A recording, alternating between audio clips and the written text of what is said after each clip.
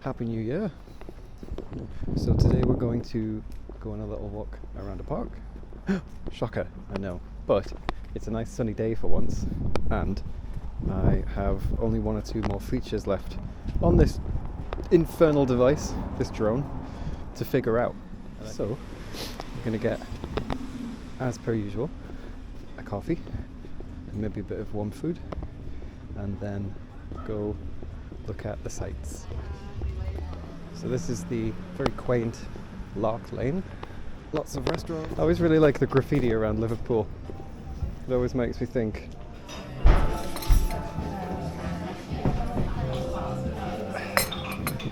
can go take a look at the sign. Cool. Well, here we are. The Palm House. The wonders of the natural world. Beautiful.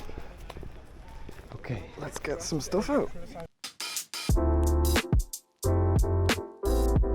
So, I'm finding the first takeoff to be a useful opportunity to scout. Here you can see the lake and further away, the Mersey River.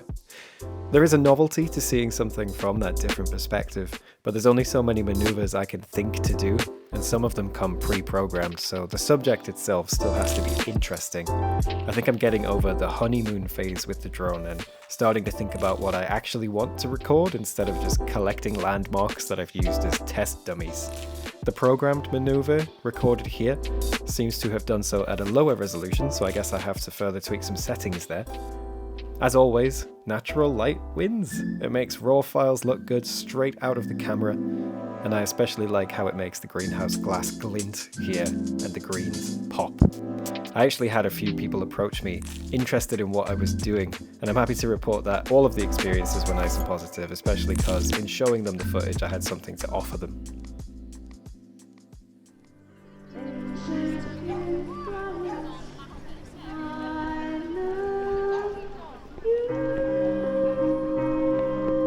So sad I could cry. Anyway, flying over the Plaza and its buskers, I noticed that takes that aren't smooth take you out of the moment. I think because they remind you that there's an operator when you were otherwise floating there by yourself. For example, wobble from the wind. Also the drone's acceleration and deceleration, which I'm having to trim off the ends of each moving clip.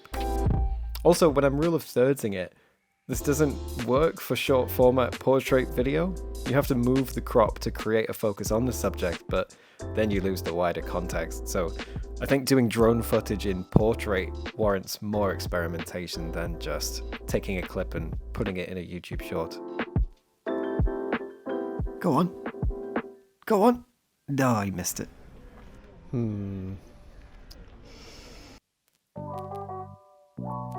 So here I'm using the drone to access a part of the park that isn't always accessible by foot, so I'm taking extra care. If the drone gets stuck, it would be a pain to retrieve it. I actually found it more stressful trying to fly through the structure than over the open water. But I think the shots are more interesting, the more daring they are. Being too far away can create an emotional distance with the subject.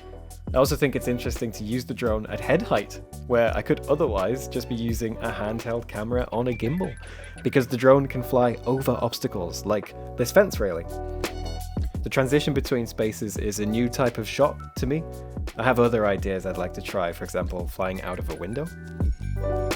You can see that I've probed at this shot from a few different angles. I actually prefer this last one, because it combines elements from the previous ones. It's smoother because I've just practiced, it's got the spatial transition, and with the footpath in the background I think there's a greater depth of action.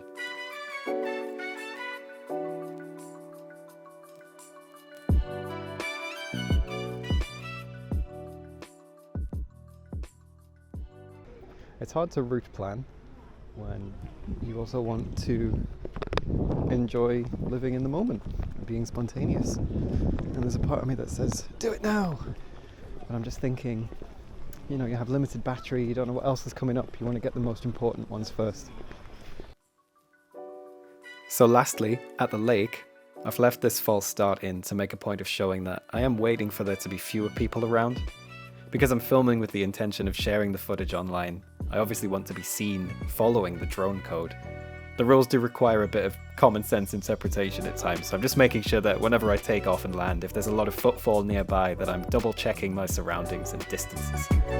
The drone camera is a tiny bit punched in, so things appear closer at times as well.